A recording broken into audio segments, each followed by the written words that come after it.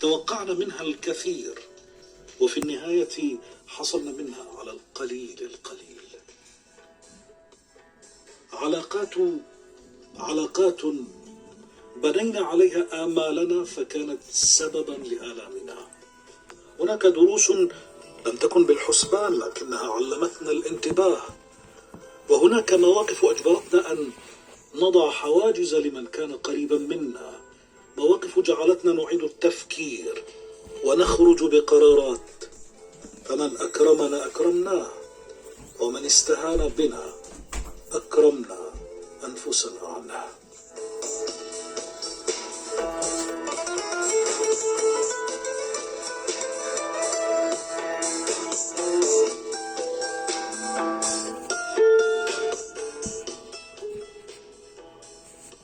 وأما من اشترى خاطرنا ولو بشق تمرة، اشترينا له الدنيا وما فيها.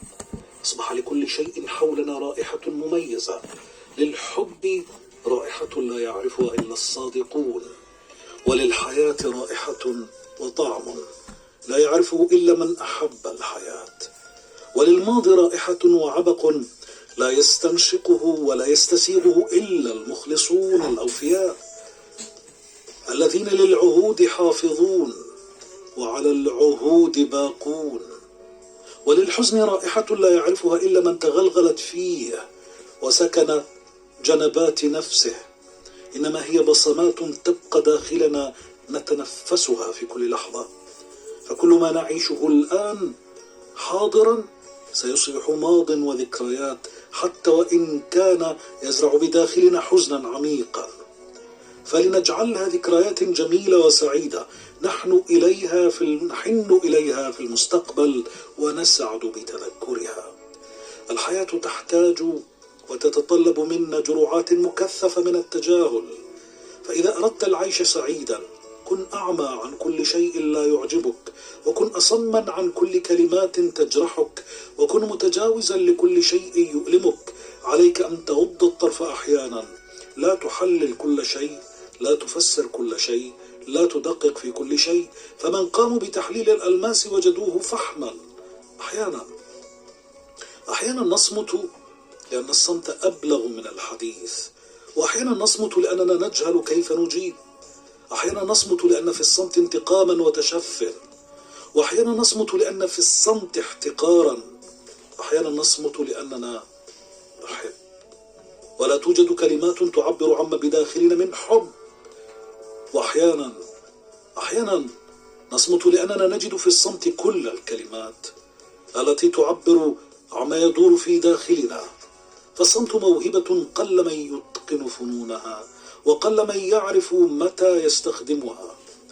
اصنع كرامة لنفسك تبلغ عنان السماء، ولا تبلغها وتصلها انتفاضات السفهاء، انتقاصات السفهاء.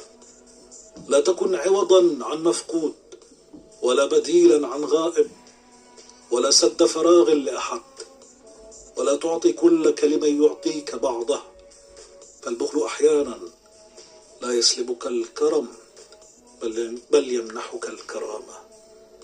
والتذكر سهل للذين لديهم ذاكرة، والنسيان صعب على الذين لديهم قلب.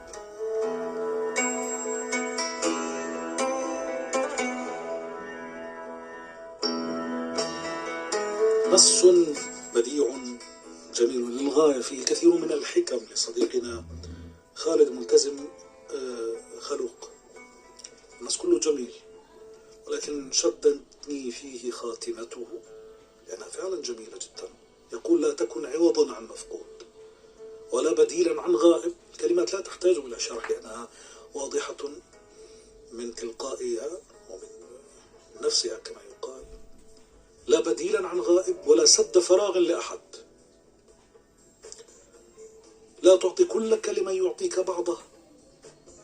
فالبخل أحيانا، وهنا البخل صفة قبيحة، ولكن في هذه الجزئية بالذات ماذا يقول صديقنا خالد؟ البخل أحيانا لا يسلبك الكرم، يعني يبقيك كريما في هذه الحالة، بل يمنحك الكرامة سهل للذين لديهم ذاكرة، أما للذين لديهم قلب النسيان صعب على الذين لديهم قلب، مش لديهم حجر كما يقال. شكرا لصديقنا خالد ملتزم خلوق على هذا النص الجميل فعلا الذي أتحفنا به الليلة في برنامج ضياء الكلمات، وأهلا ومرحبا بك معنا.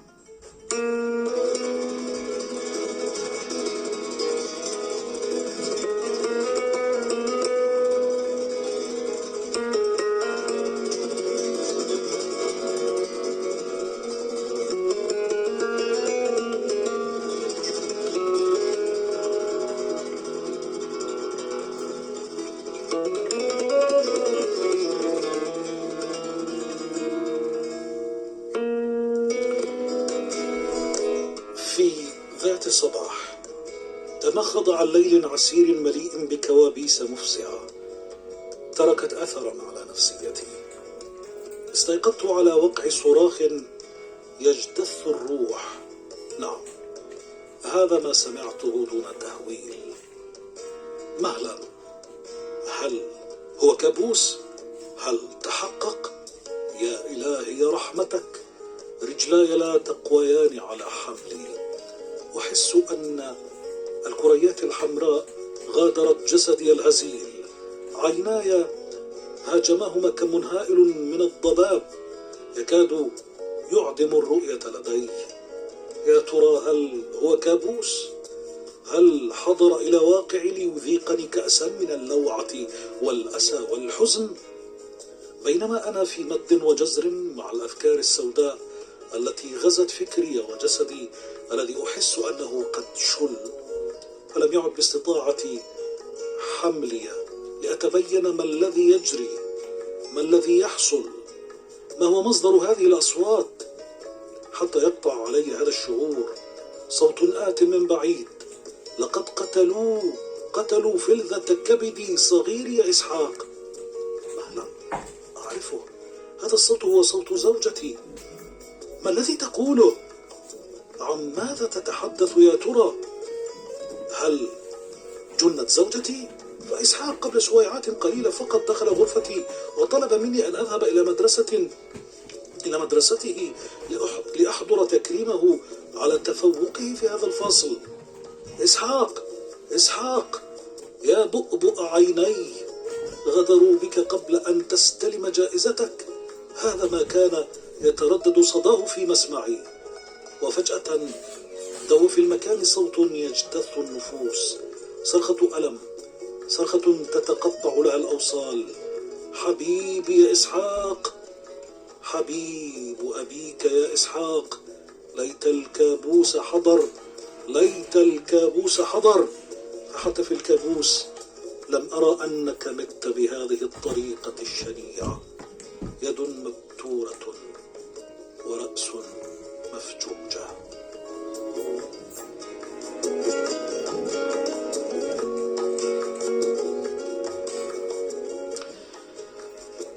عنوان اغتيال البراءة.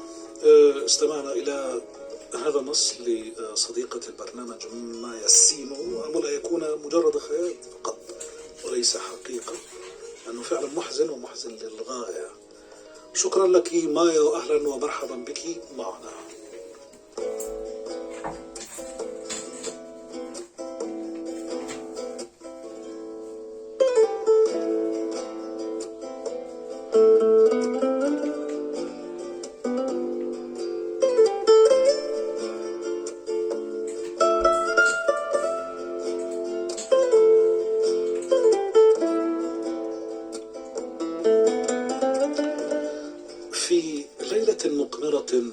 جاف النوم أجفاني، بحثت حولي عمن اعتاد سماعي في كل أحوالي، في لحظات فرحي وفي لحظات حزني، في لحظات غضبي وفي لحظات سكوني وهدوء نفسي، في لحظات مد وجزر لأفكاري. لم يطل بحثي، فوجدته بجانبي هنا قرب وسادتي. حملته وتعبته بين أناملي، وهممت بالخروج فاستوقفني وكأنه يقول: ما اعتدنا أن نخرج أنا وأنت وحدنا لنجلس في الحديقة. وهنا ابتسمت وقلت له: طبعا طبعا أفهم قصدك. ومن غيركما رفيقا دربي، أنت يا قلمي ودفتري الصغير، يا كنزي الغالي، لا تحلو الجلسة إلا معكما وبكما، وكيف لأفكاري أن تتحرر بدونكما.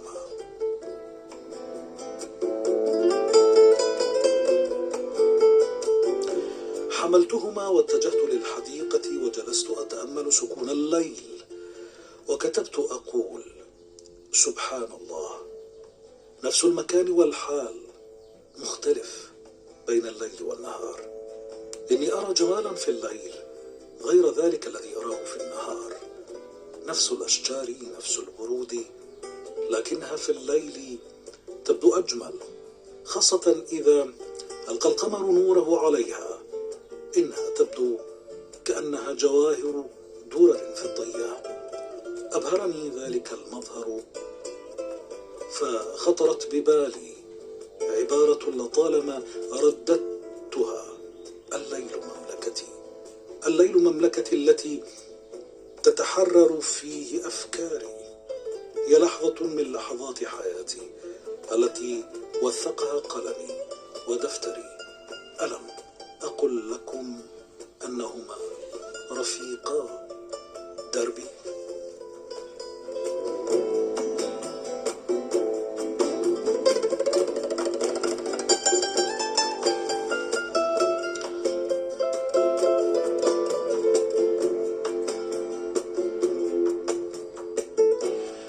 حسيبة مفلح، شكرا جزيلا لك على هذا النص الجميل.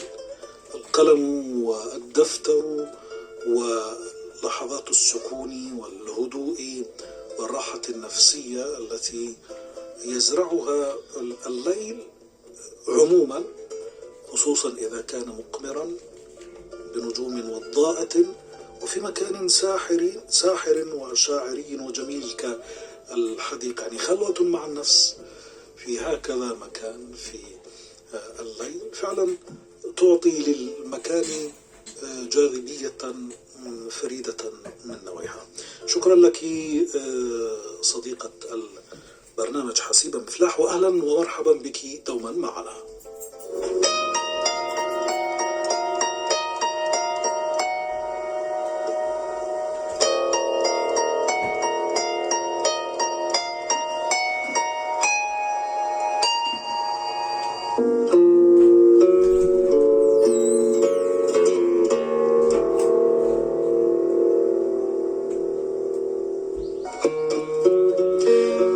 بكم إلى صوتيات الضياء. أيها السادة والسيدات، إذا أردتم المشاركة في هذه الفقرة من البرنامج ما عليكم إلا أن تبعثوا بتسجيلاتكم الصوتية على أن لا تتعدى دقيقتين 2 على البريد الإلكتروني التالي: كلمات culture@gmail.com. كلمات avec 2 كلمات culture@gmail.com. إذن على هذا البريد الإلكتروني نستقبل مشاركات السادة المستمعين الراغبين في طبعا إظهار قدراتهم في القراءة والإلقاء أو ربما التنفيس فقط، لأن مجرد القراءة الأدبية تعطي للنفس راحة وانبساطا كما يقال. أول من سنستمع له في فقرة اليوم من الصوتيات هو صديقنا محمد بن ناصر، الذي اختار لنا من رواية يا صاحبي على ما أعتقد لأدهم الشرقاوي هذا النص الذي سنستمع إليه الآن بعد الترحاب به.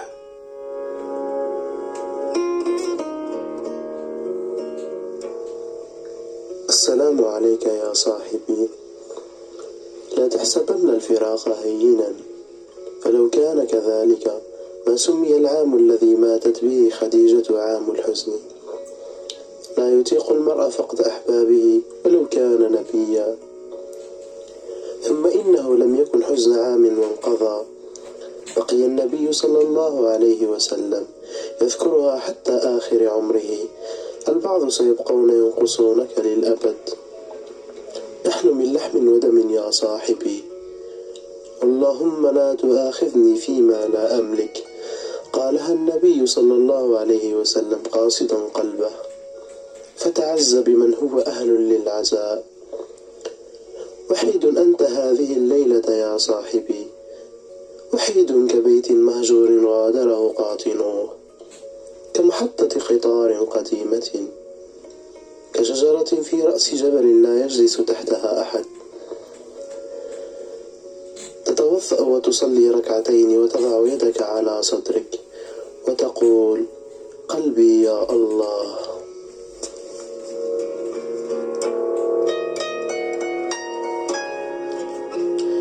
نعم النصيحة هذه التي استمعنا إليها بصوت صديق البرنامج محمد بن ناصر، منقولة من رواية يا صاحبي لأدهم الشرقاوي. شكرا لمحمد بن ناصر وأهلا ومرحبا بك معنا. المشاركة الثانية هي لصديقة جديدة للبرنامج بثينة اللوزي. أهلا ومرحبا بك يا بثينة في برنامج ضياء الكلمات. أعتقد أن الاسم بثينة كثير في سجلات الحالة المدنية بالجزائر، بس أدري كم هو عدد الفتيات أو النسوة اللواتي هن مسميات بهذا الاسم الجميل بثينة. بثينة أهلا ومرحبا بك في برنامج ضياء الكلمات. اختارت لنا من شعر ابن فارض هذه القصيدة، قصيدة أخفي الهوى، لنستمع بعد الترحاب بها طبعا.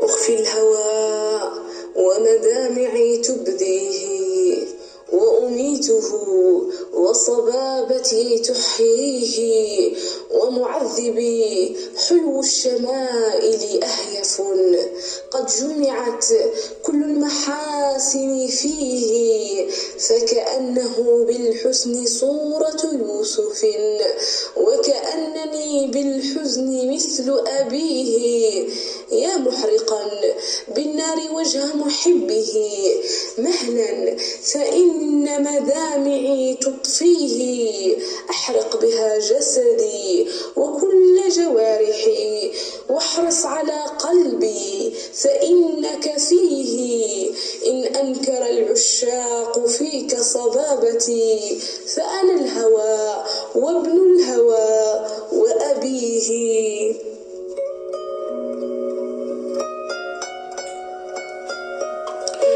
شكرا لك بثينة على هذا الاختيار الجميل وعلى هذه القراءة أيضا.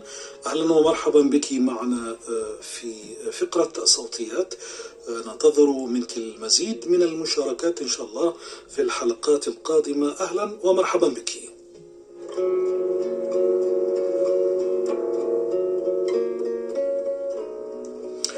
المشاركة الأخيرة لصديق البرنامج القديم جدا للإذاعة الثقافية ولبرنامج ندوة المستمعين، صديقنا عمر من أول مرة يشارك معنا في فقرة الصوتيات. أهلا بك يا عمر. وطبعا يشارك في البرامج المفتوحة التي فيها مشاركات عبر الهاتف، شارك معنا في المغارة وبس أدري ماذا ربح وش من الصندوق للداء مع القرصان رشيد الهولندي والقرصان طارق من هناك طبعا. واليوم يشارك معنا صديقنا عمر من باب زوار بقصيدة جميلة معروفة صغيرا يطلب الكبر. إذا بعد الترحاب بصديقنا عمر من باب الزوار في أول مشاركة صوتية له في برنامج ضياء الكلمات، نستمع لإلقائه.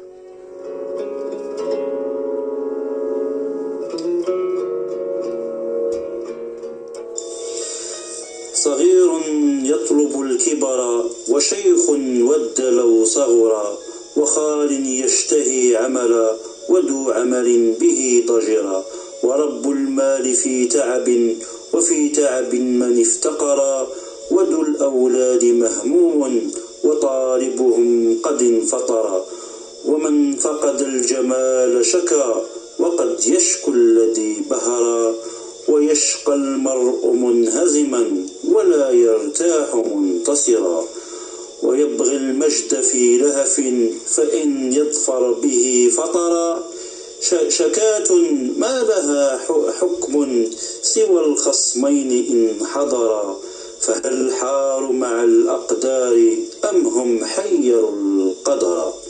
قصيدة لمحمود العقاد، قراءة عمر بن بابزوة. شكرا للجميع.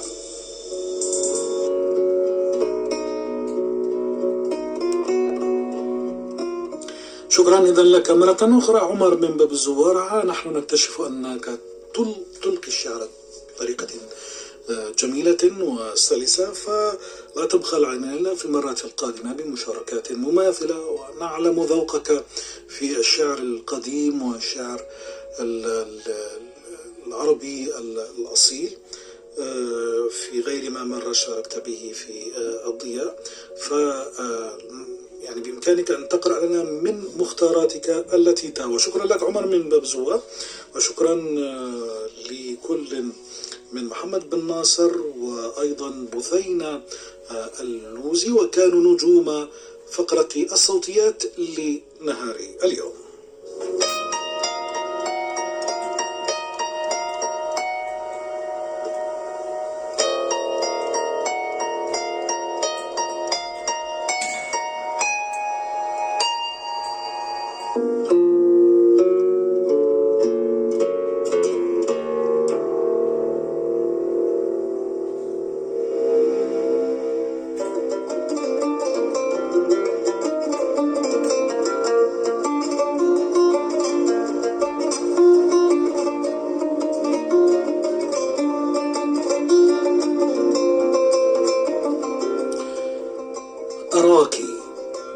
أراك فتحلو لدي الحياة، ويملأ نفسي صباح الأمل، وتنمو بصدري ورود عذاب، وتحنو على قلبي المشتعل، ويفتنني فيك فيض الحياة، وذاك الشباب الوديع الثمل، ويفتنني سحر تلك الشفاه، ترفرف من حولهن القبل، فأعبد فيك جمال السماء ورقة ورد الربيع الخضل، وطهر الثلوج وسحر المروج موشحة بشعاع الطفل.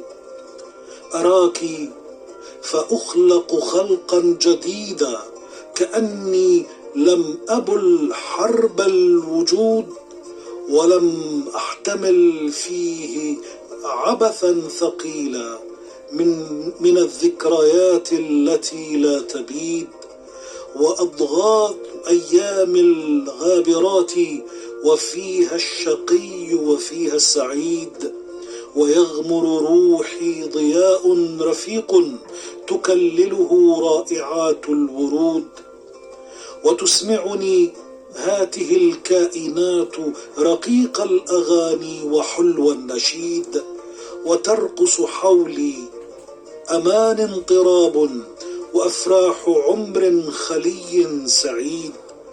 أراك فتخفق أعصاب قلبي وتهتز مثل اهتزاز الوتر، ويجري عليها الهوى في حنو، أنامل لدنا كرطب الزهر، فتخطو أناشيد قلبي سكرى تغرد تحت ظلال القمر، تملأني نشوة لا تحد، كأني أصبحت فوق البشر. أود بروحي عناق الوجود بما فيه من أنفس أو شجر، وليل يفر وفجر يكر، وغيم يوشي رداء السحر.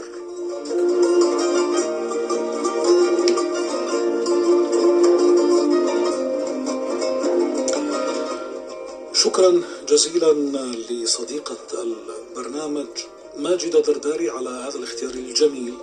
قصيدة لأبي القاسم الشابي رحمه الله، اختارت أن تشارك بها معنا في ضياء الليلة.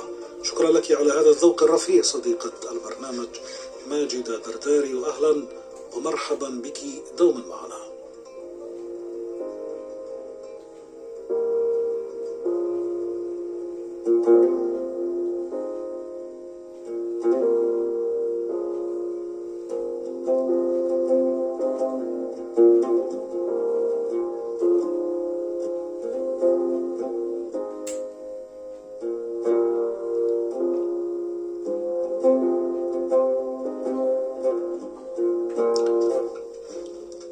يؤنسني صوتها، ينتشلني من الهلع الذي أصابني بسبب ما حدث طيلة اليوم. تك تك تك، توقفت فجأة الساعة، ربما انتقلت إليها عضو الهلع. تمام 1:15 ليلا، ولازلت أحاول جذب النوم إلي دون جدوى. لا بأس لا بأس، فصوت القارورة البلاستيكية الهاربة من هبوب الرياح في الشارع يشبه تماما ما أشعر به. أظنها تبحث عن مأوى يأوي فراغها الذي لا يطاق. كيف يمكن للفراغ أن يجعل عيناك تنيران العتمة، دافعا قلبك نحو شغفه ليمتلئ.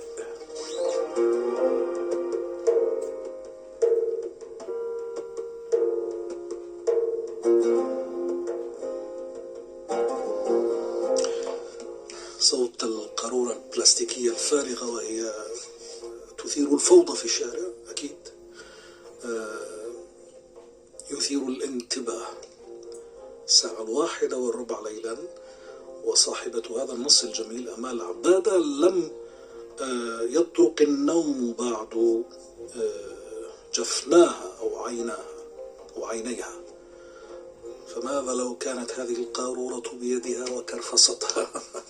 الصوت اللي تديره أكيد سيطرد النوم من عينيها إلى غد قادم.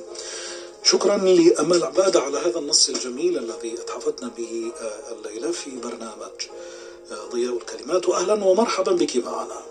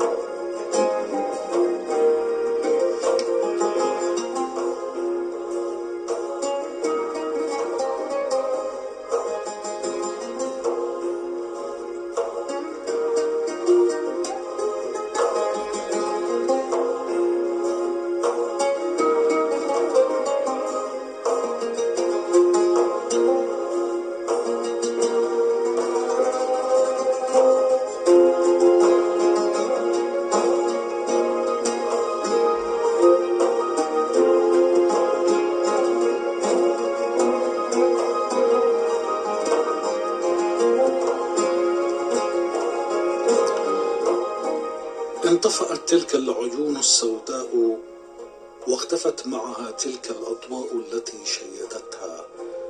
بعد تلك السنون أناجي خالقي بلهيب الدمع الذي يحرقني. أحاول أن أطوي صفحات الماضي. لا تنطفئ الجروح، لا تغفو، ما زالت في حيرة الخذلان تترقب السبات. ربما اقترب حلول فصل الشتاء.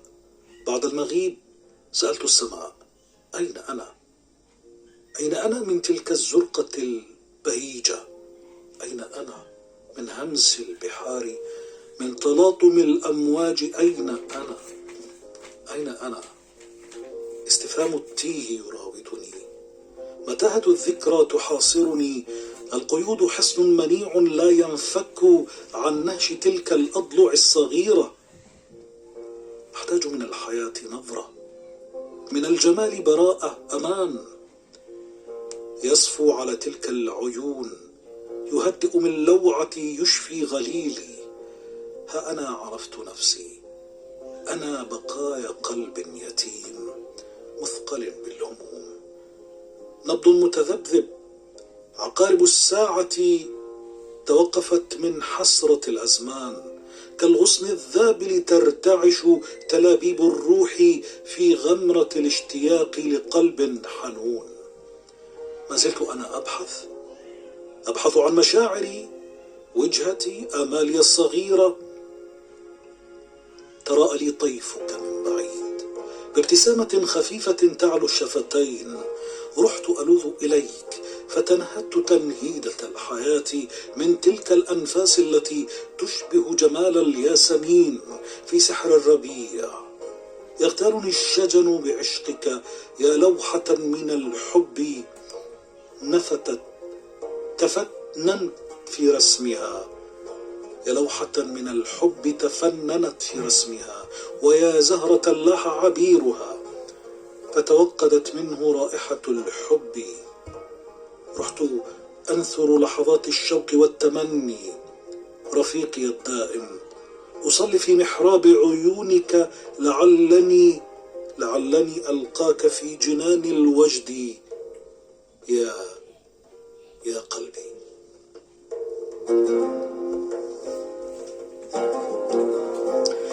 شكرا لصديقة البرنامج. يبدو أني أقرأ لك لأول مرة نبيل أبو شحيمة، أهلا ومرحبا بك معنا في ضياء الكلمات. شكرا لك على هذا النص الجميل، وأهلا بمشاركات قادمة لك معنا في ضياء الكلمات. أهلا بك.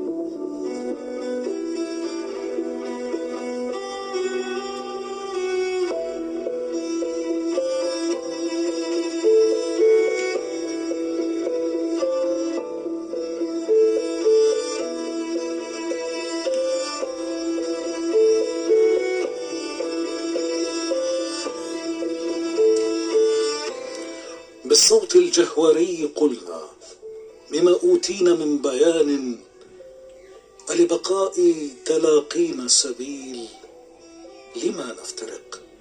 عشنا كفصول الحياة رغم المنقلب، من هنالك من دل هذا البنان عن سبيله، لما نفترق؟ إن كان في ضباب الغيوب سيحتجب، أهو على الوقت تمرد تلبب؟ لا هذه له يا حفار القبور ولا دليل، خذ وقتك واسترح، أرنا استراحة الخلد قبل الرحيل. حدثهم عن لقاء الأحبة بعد الدفن، عن سكون مؤقت مرتقب، عن شمس اللحد وغروبها وعزلة إيناس تتبدد، عن غياب زمهرير لما نفترق. احكي لهم عن شعاع شمس ذهبي منسدل على النخيل. خبرهم كيف يدرك النهار الليل. أنبئهم بالشمس الأصيل. لما نفترق؟ أكنا التقينا لنفترق؟